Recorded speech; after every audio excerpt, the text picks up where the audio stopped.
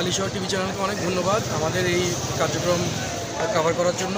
আমি হচ্ছি ফ্লেভিয়ান ডিকোস্তা, আমি হচ্ছে এশিয়া প্যাসিফিক ওয়াইপিএলডির মেম্বার এবং ন্যাশনাল ওয়াইএমসি এর ইয়ুথ চেয়ারপারসন হিসেবে কাজ করছি।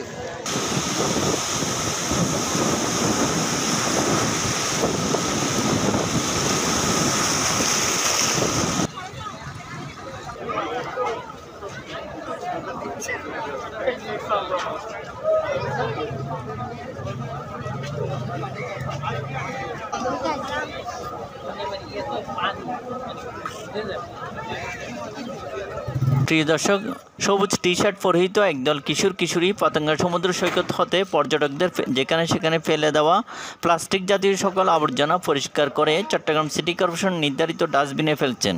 এমন দৃশ্য আমরা দূর থেকে কিছুক্ষণ পর্যবেক্ষণ করি। তাদের সবুজ টি শার্টে লেখা ছিল make the earth clean, save the green. এক পর্যায়ে আমরা তাদের কয়েকজনের সাথে কথা বলি এবং জানতে চাই এমন কর্মকাণ্ড কেন পরিচালনা করছেন। সবাইকে শুভেচ্ছা। আমরা চট্টগ্রাম ওয়াইএমসিএ থেকে এসেছি। তাহলে আমরা চট্টগ্রাম ওয়াইএমসিএ থেকে প্রতি বছরই এই ধরনের একটা ক্যাম্পেইন করি।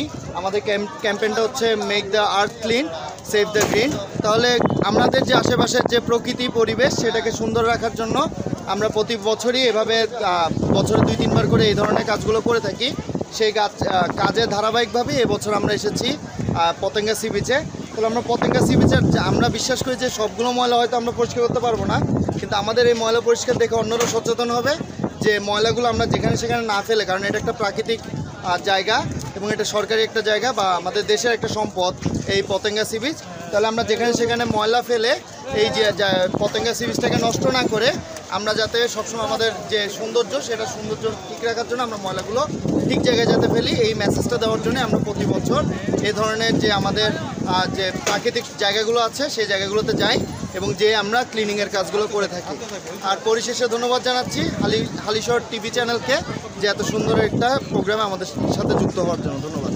আমরা সিআরবিতে কাজ করেছি।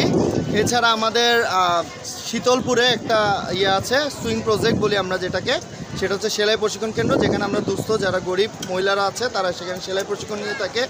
এবং একটি অবৈতনিক ফ্রি স্কুল আছে আমাদের, যেখানে স্কুলে যাওয়ার আগে বাচ্চারা ওখানে ফ্রি শিক্ষা ব্যবস্থা নিয়ে থাকে। আমাদের সারা বাংলাদেশে 12টি ওয়াইএমসি আছে, যে 12টি ওয়াইএমসি নিয়ে আমাদের কার্যক্রম হয়ে থাকে। আমাদের সাভারে হচ্ছে আমাদের ওয়াইএমসি এর মেইন যে হেড অফিস সেখানে আছে।